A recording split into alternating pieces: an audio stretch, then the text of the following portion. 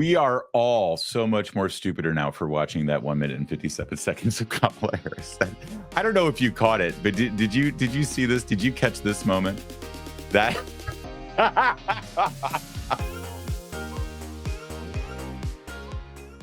Boy, what happened to Oprah Winfrey? She used to be a big media mogul, right? She had her TV show and she made billions with that. And then she started her own channel. She had her book club. She had her magazine.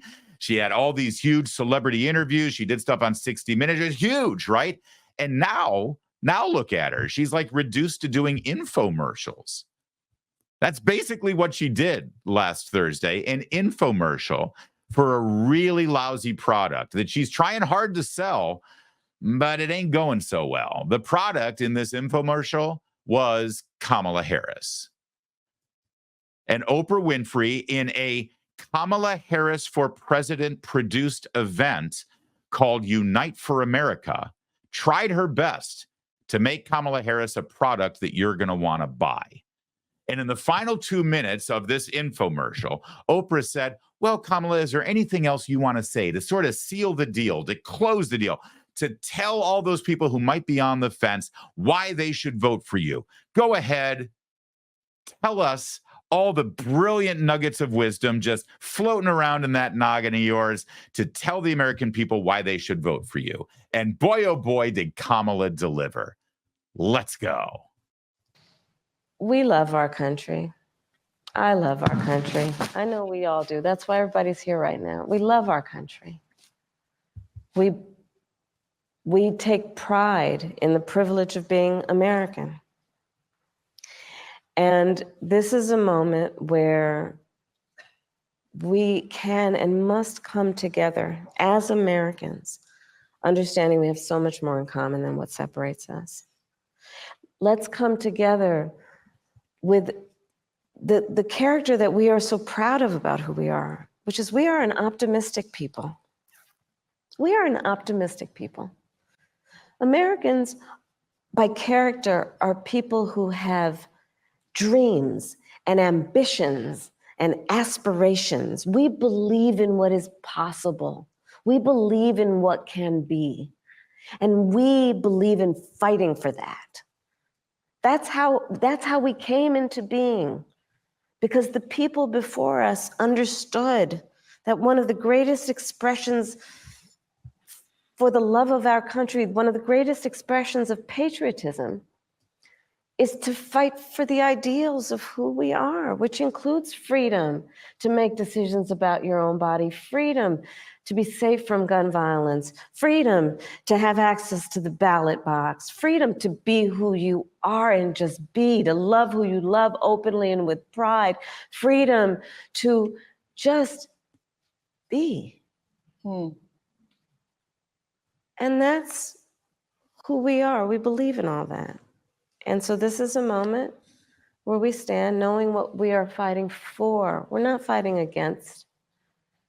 It's what we're fighting for. Thank you.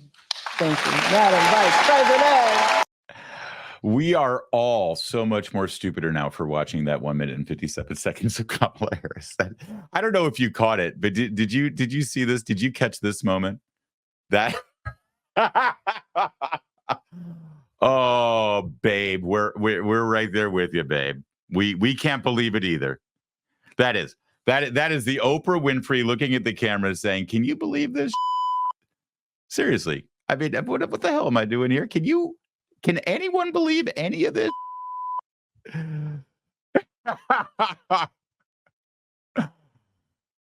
Oh, that was something else, wasn't it? That's Kamala Harris, unscripted, unplugged, although I'm sure they wrote something for her and she tried to memorize it in front of her bathroom mirror, and that's the best she could do. But there's so much that I would love to break down on this, but the show would be 3 hours long. But one thing in particular I do want to focus on, when she started talking about our founding fathers, this is who we are as Americans, right? This is who we are. And it goes all the way back to our father here. Let's break this down for a second. Because the people before us understood that one of the greatest expressions for the love of our country, one of the greatest expressions of patriotism, is to fight for the ideals of who we are, which All right. So she says the people who came before us, that's the founding fathers, right?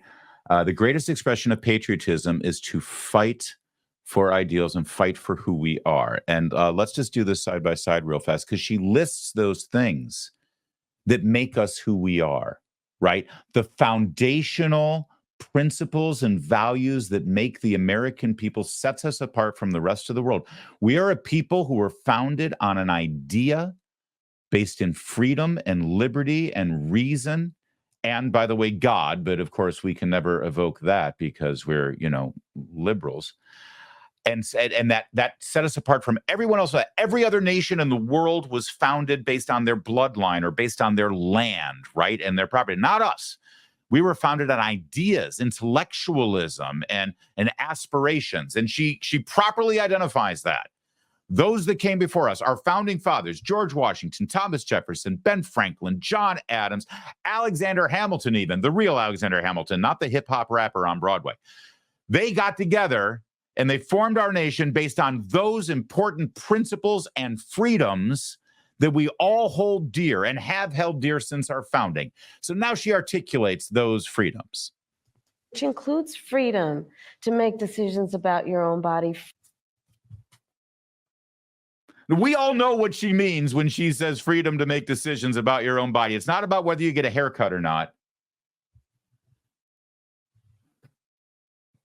So the very first freedom she can articulate, hearkening back to our founding fathers and what they were fighting for when they put their lives on the line by signing the Declaration of Independence and forming our nation with the Constitution of the Bill of Rights, is to kill an unborn baby.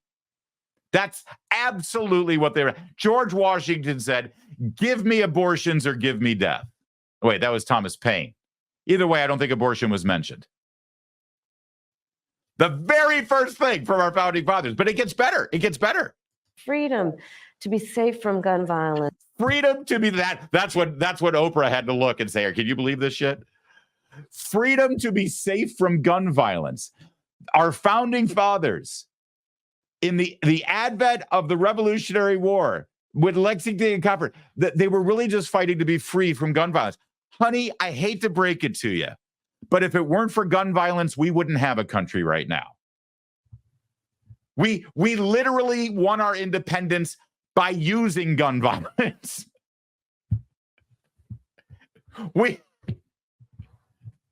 Our founders wrote the Constitution, and then James Madison drafted the Bill of Rights to be ratified by the colonies. And the Second Amendment in the Bill of Rights was the right to keep and bear arms.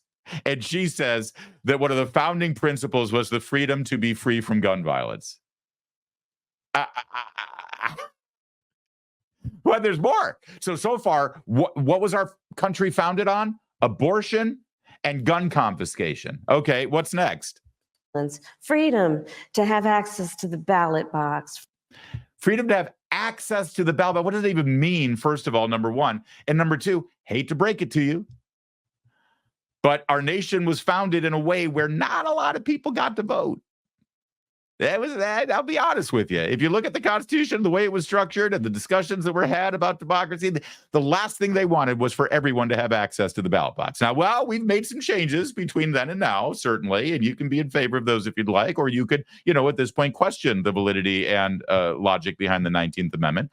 I'm not saying I would, of course, that would be misogynistic, but you can't say that was some sort of, those who came before us who, right? I mean, our founding was not based on access to the ballot box. Quite the opposite. Okay, but wait, there's more. There's more. What other rights did we fight for? Freedom to be who you are and just be, to love who you love openly and with pride. Yeah. Freedom to just be. There you go. You had to throw in the LGBTQ stuff as well. Because listen, I'm not sure. I'm quite sure that Washington and Adams and Franklin and Jefferson and Hamilton and Madison and Patrick Henry were not putting gay rights at the forefront when they engaged in the Declaration of Independence and the formation of our nation with the Constitution. I'm pretty sure not. Thomas Paine, I couldn't tell you for sure, only because he's anonymous. He was basically an anonymous blogger, but instead of a laptop, he had a printing press in his stable, right? But I don't know. You read Thomas Paine, common sense. We know what that's a euphemism for. You read between the lines of some of those common sense leaflets. He could have been swinging both ways. I'm just saying. And for all we know, Betsy Ross was a dude who liked to sew, right? I'm just saying. She could have a point there about the LGBTQ founders. Unbelievable, this woman. By the way, I don't know if you noticed this. Behind the studio audience, they had these giant video walls, and these are all supposed to be voters that represent, white dudes for Kamala, and Lego fanatics for Kamala, and Dungeons and Dragons players for Kamala, and on and on and on, right? But I look at it for a minute and you say, wow, look at that. It's overwhelming. It's phenomenal. Look at all those video people zooming in on this. But if you could, I'm hoping that, you know what, I might have to move this over to my touch screen. Stand by, because we got to really zoom in on this. All right. And Kevin, if you can help me out, is that working? Is that zoomed in now? Yep. Good. So look at the second row here. See that blonde woman right there? And then another blonde woman, and then a black and white picture. You see the second row there? Right? Now look over here to the third row. See that blonde woman right there? And that blonde woman and the black and white, right? Do you see? Now I'm going to zoom back out so you can take a look at it. All right, let me get my cursor in here. There's the blonde woman in the second row. And then you move over here to the third row. It's the exact same blonde woman. In fact, the next 7 screens are exactly the same. You see that? They had to fill it out. They duplicated the screens of the people zooming in to make it look like it was a bigger crowd on the Zoom. The whole thing is a fraud. This whole thing, it literally was an infomercial for the Kamala Harris campaign that they hired Oprah to be the star of. In fact, hang on, there's another one of those right here. This one, our friends over at Red State who wrote this. Hang on, I want to give them credit. At Red State, this was Nick Arama has the byline at Red State who laid this out. Here's another picture of a different screen. And you see the red line there? See those 7 screens? And look right over here to the third line. The exact same 7 screens are duplicated. And it's such a cheap little thing because it would have looked fine if you didn't do that. You could have made it work. But here's the thing. If they can lie to you to make themselves look better, they will. And they don't care. They lie. You know they lie. They know that you know they lie. They know that you know that they know that you know they lie, but they just keep lying. Because who's going to stop them? Truly, who's going to stop them? All right, let's go on to another. People are calling this word salad, right? The stuff that Kamala Harris says, like that little 2 minutes that we just shared with you. And there's this question that we'll get to about the economy. They keep calling it word salad, word salad. Bear that in mind when you hear her talking, because I got to push back, and we'll get to it in a minute. I want to push back on this idea that it's word salad because it's not an accurate description, and I'll tell you why in a second. But watch this. Fundamental question. You'd think Kamala Harris doing this video town hall for Oprah or with Oprah, you know you're going to be asked about the economy and the cost of living. So you better be prepared for that, right? So let's see her prepared answer on this. We really would love to know what your plan is to help lower the cost of living.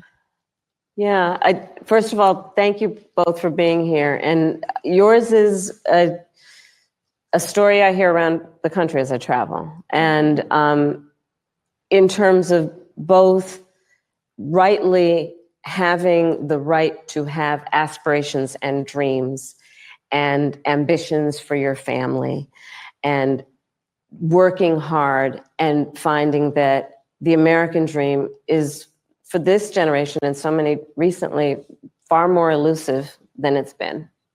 And we need to deal with that. And there are a number of ways. One is bringing down the cost of everyday necessities, including groceries.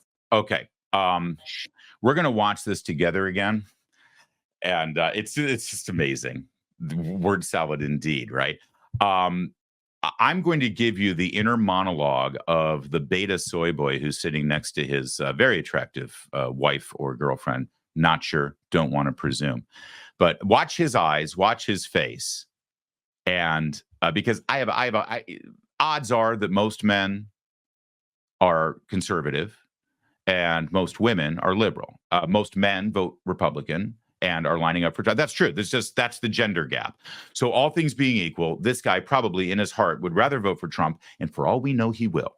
When he goes into the voting booth, no one knows exactly who he votes for, unless this woman is like, we're going to mail in our ballots and I'm going to watch you put your ballot in, right? That could be the case. All right, so let's watch this together again, shall we? We really would love to know what your plan is to help lower the cost of living.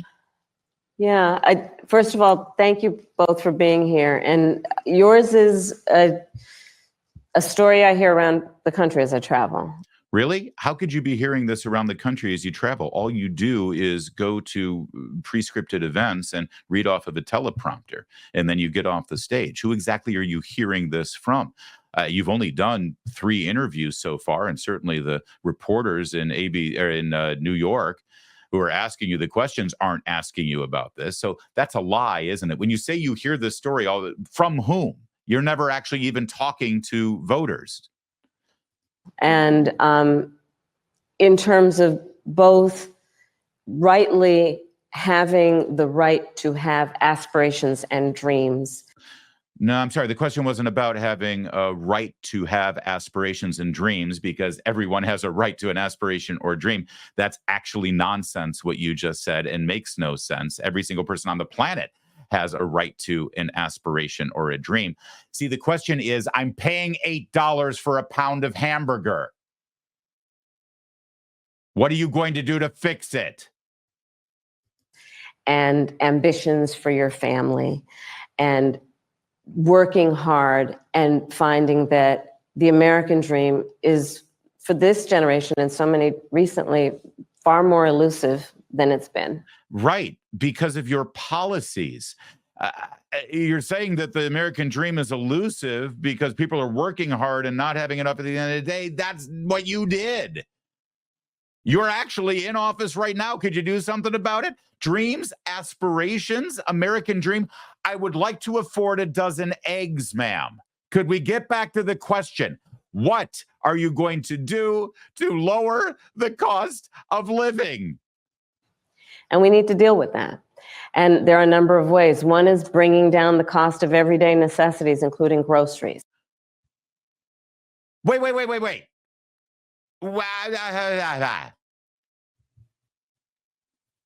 Let me just be clear on what you said, ma'am. And I'm going to sit here and I'm going to keep smiling because I trimmed my beard for the occasion. But we asked you what you're going to do to lower the cost of living, and your answer is you're going to lower the cost of groceries. So your answer to the question is basically rewording our question.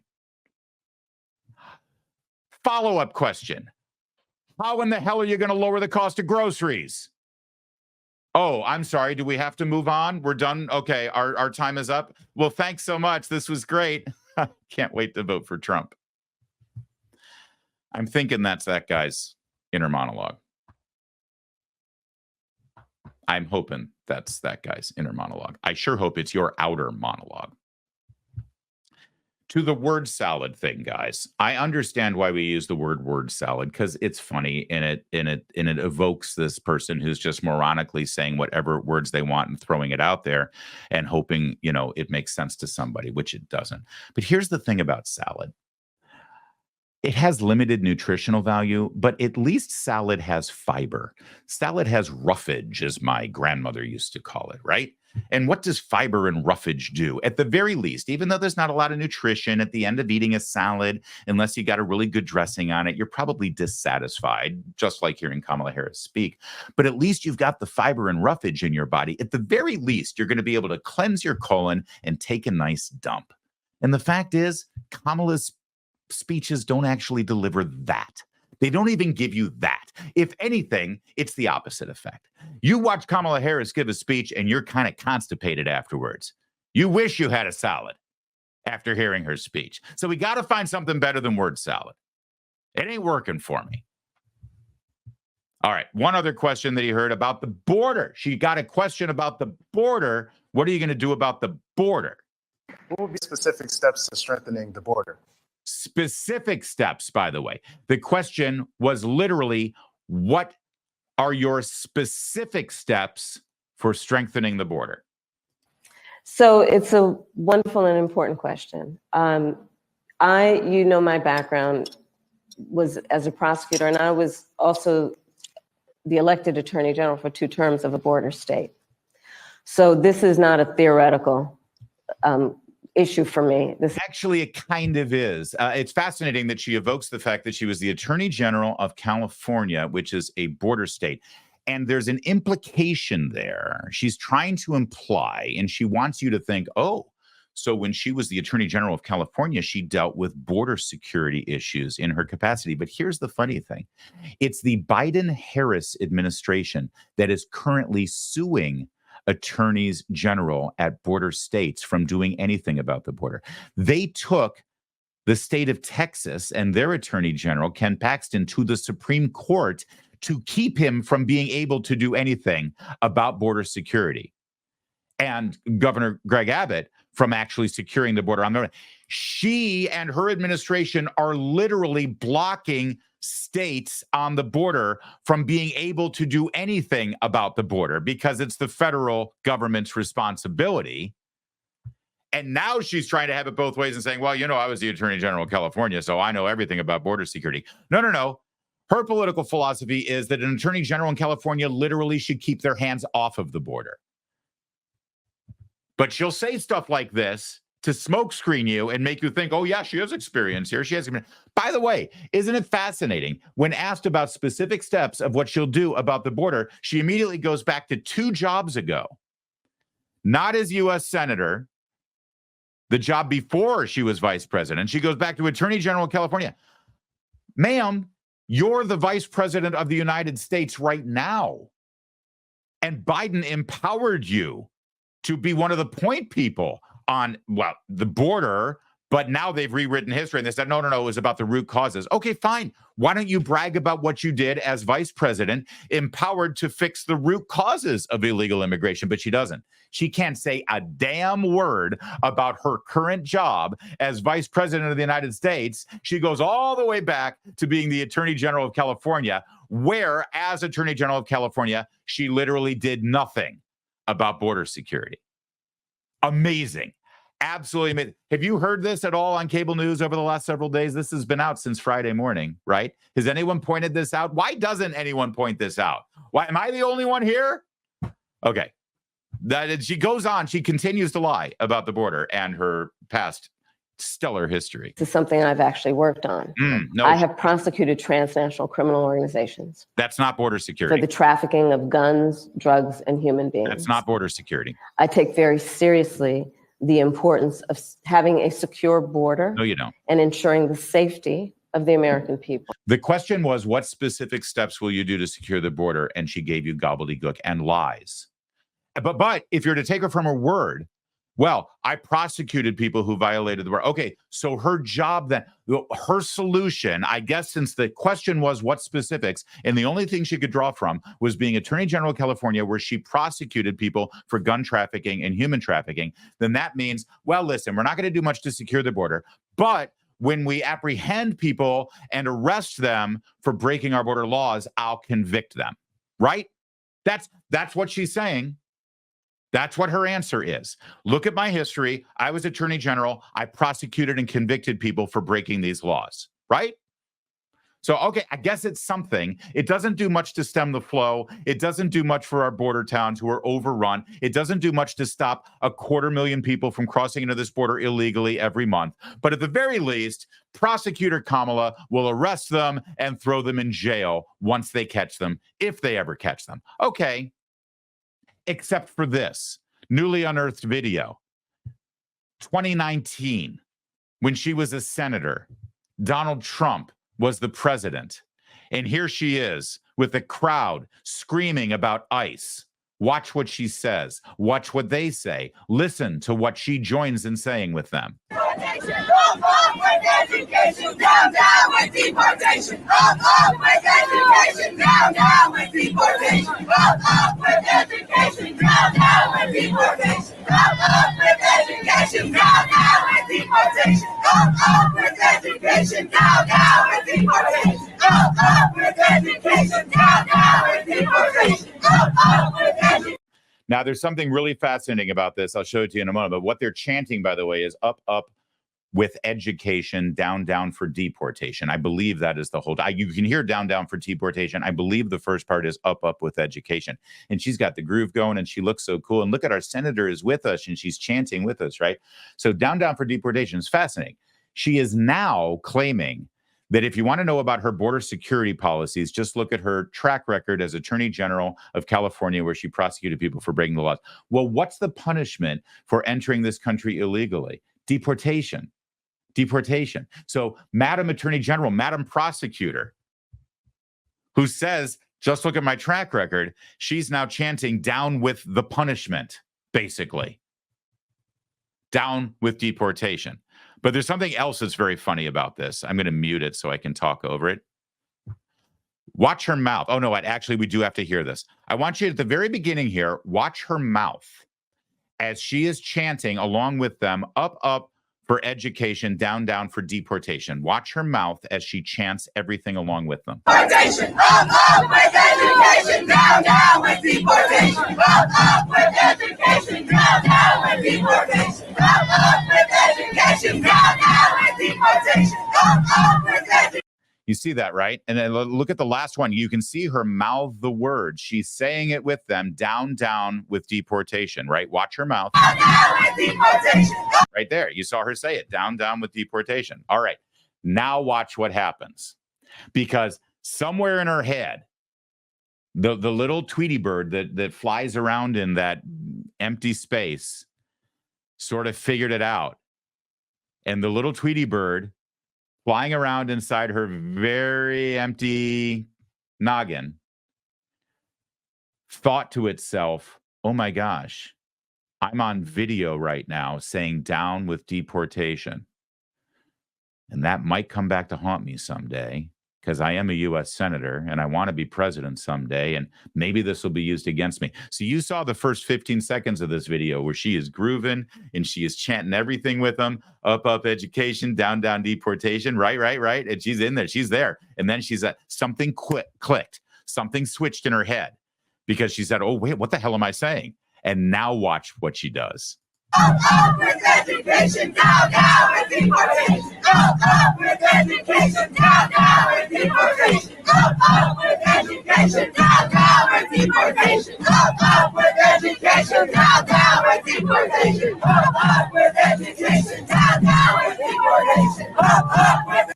Oh, now it's sort of half-hearted now, isn't it? Most of the time she's just saying up, down, but she's not finishing it. I'm telling you, something switched. He says, oh, gosh, this might screw me up. She is such a fraud. She is such a total and complete fraud. But yes, there she was in 2019, chanting in the streets, down with deportation.